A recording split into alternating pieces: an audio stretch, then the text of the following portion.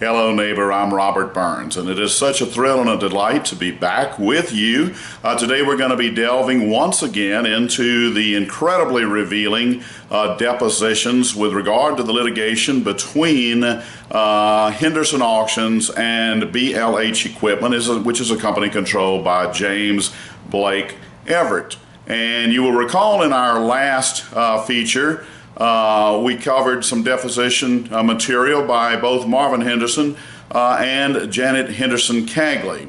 And I hope you'll indulge me for a moment because I was just enjoying a nice little bit of milk here, and I'd like to wrap that up before we get into today's segment. So indulge me just a moment here.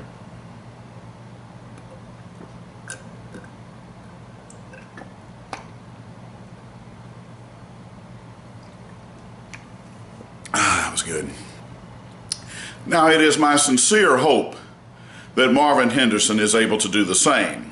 And those of you who watched the last feature will certainly know that of which I speak. And I'll leave it at that. We provide the link for you to go back and watch the last feature. But I certainly would hope that Marvin Henderson also is able to enjoy some delicious milk, as I was able to just have the pleasure of doing. Now, today we're going to focus in, on the first session, we focused in on the depositions of Janet Henderson Cagley and Marvin Henderson. Today, much of our focus, though not 100%, will be on the deposition of Jeff Henderson, who would be Marvin's son. Now, as you may recall, there is a problem in that there's a $100,000 disputed payment. I say disputed, actually it was a secretive payment, a secretive wire from Blake Everett to Marvin Henderson. Now, Blake's attorney, Rick Richardson, is questioning Jeff with regard to that, and we're going to delve into that as to just what kind of authority does Marvin have in Henderson Auctions. Now, Marvin Henderson is the founder, the longtime founder of Henderson Auctions, and we'll of course give you the link for this. On page 28 of Jeff Henderson's deposition, Jeff volunteered he has no authority as this corporation goes. And then Mr. Richardson says, by that, what do you mean? And Jeff says, it means he has no authority to sign legal documents. So if you go down a little bit further, you'll see where Mr. Richardson puts the document in front of him entailing the purchase agreement on the Crown Casino. And he asked Jeff, well, whose signature is this at the bottom? Jeff responds, it appears to be James Blake Everett and Marvin Henderson, the gentleman who he just said had no authority to sign documents for JAH. And so the next question says, and that's his name that signed under JAH. And Jeff Henderson's response, correct. All right. So was he not authorized to enter into that agreement? That's the very next line. Again, we're giving you the link for this, but I'll put it in front of the camera. I want it to sink in very, very slowly here. So was he not authorized to enter that agreement? Remember, Jeff has just said he has no legal authority to sign legal documents binding JAH. And what does Jeff say? He was not authorized to sign any legal documents. Don't know how much more succinct you can be than that. Nevertheless, a couple of pages later, we're going to give you page 31. Mr. Richardson continues to delve into this business of Marvin's authority within Henderson Auctions. And he says, was Marvin Henderson authorized to enter into a joint venture agreement with BLH Equipment concerning the moving vessel Crown Casino? Now this is only literally probably 30 seconds is all it took to get to this questioning between the last question. Because you see we're only 2 pages further over. These depositions tend to go rather quickly, and you can see the spacing in the pages, so you can know that this is literally about 30 seconds after the gentleman being Jeff Henderson has just said, and I quote, he has no authorization to sign legal documents for JAH. And then, of course, the document was put in front of him, and he said, it certainly looks like the signature of Marvin Henderson. So here's the question. Was Marvin Henderson authorized to enter into a joint venture agreement with BLH Equipment concerning the moving vessel Crown Casino? Jeff responds, quote, only on the terms we discussed. So you've just acknowledged you gave him the authority to go out there and do something that you say he is restricted from doing. So I hate to break this to you, Mr. Jeff Henderson, but you have now aided and abetted, and you are in as deep as your daddy is on this. You're not going to be able to hang him out to dry and say this was all daddy. You just admitted you had knowledge of it, and if you had concerns that he was going to deviate from the terms of which you had discussed privately with you and your sister and Marvin Henderson, then you had an obligation to go tattoo into his forehead, if need be, daddy has no permission to accept money from this company, or to accept money that should go to this company, okay? And I want to keep going on that because, you know, Jeff's testimony was very interesting. If you go probably about 10 to 15 minutes later in the deposition, because this is on page 51, he's asking the question right here. I'm going to give just a second for it to be in front of the camera. First, Mr. Richardson makes the statement, your sister testified that Marvin defrauded Henderson Auctions. And so he said, do you agree with that? He's asking Jeff Henderson if he agrees with Janet Henderson's statement that Daddy defrauded Henderson Auctions. Take a look, folks. Let it be slow. I want it to sink in. This is Jeff Henderson, who has been stated to be the chief executive officer of Henderson Auctions. And he says, possibly. So Mr. Richardson asks, can you explain what you mean? What do you mean by possibly? Jeff responds, and I quote, by taking money that he wasn't authorized to take. Okay? And you will notice that Mr. Richardson laid down as the preface of that Janet Henderson Cagley having stated that her father defrauded Henderson Auctions. So let's take a look at where he's referencing in Janet Henderson Cagley's deposition. That's at the top of page 85 of Janet Henderson's own deposition. We're putting it right here in front of the camera for you to take a look at. And it says, was that fraud? Answer.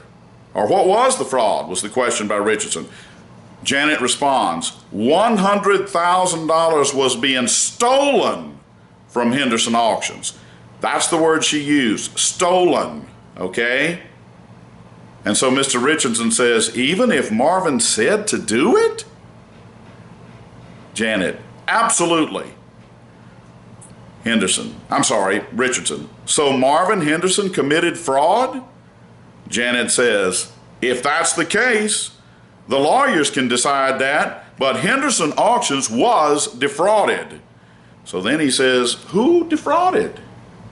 Who defrauded? And Janet says, we'll let the lawyers decide that. We'll let the judge decide that. Okay. What's the court going to look at? Who ultimately got the money? I don't think anybody questions at this point the ultimate recipient of the money was Marvin Henderson. You want the court to decide it, Janet? I can't speak for Blake Everett, but we know one thing. In early January, a ruling was issued by this judge who outlined all of the who, what, where, when, and why as to how the foundation has been laid that it was in fact your father, Marvin Henderson, who committed fraud. And of course we know it wouldn't be the first time. We've supplied the link for his felony conviction on mail fraud many years ago. So I'm going to wrap this short video up in saying, why would Janet Henderson feel so emboldened to say, we'll let the court decide that, even when she's had a ruling only 6 months before that surely she has seen that looks very damning from the vantage point of who committed fraud here, and the judge saying, laying out, we're going to give you that link again, of the who, what, where, when, and why. I would really recommend you read that, because the judge is spelling out who did it. She says Marvin Henderson.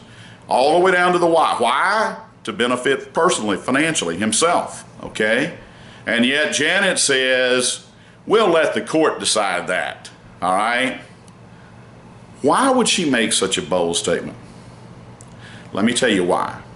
You have to remember and go back to the origins of this lawsuit. It was filed in Livingston Parish, a parish where Marvin Henderson has always felt so emboldened that he runs everything there, and they cannot make the adjustment that they're not in that environment anymore where the judge will decide, because of course the judge is going to decide in Livingston Parish in favor of Marvin Henderson. That's no big secret. Why do you think the first action of Mr. Richardson was to move this out of that forum and get it into a neutral forum like federal court? That's why he did it. Yet the mentality still, they can't, because it's been permeated for years and years and years and years and years and years. It's evident by the favorable treatment in the courts in Livingston Parish that was granted to Cody Boland, none other than Marvin Henderson's own grandson, and Scott Perilou looking the other way when you're dealing with a gentleman that clearly has a drug problem and is doing such things as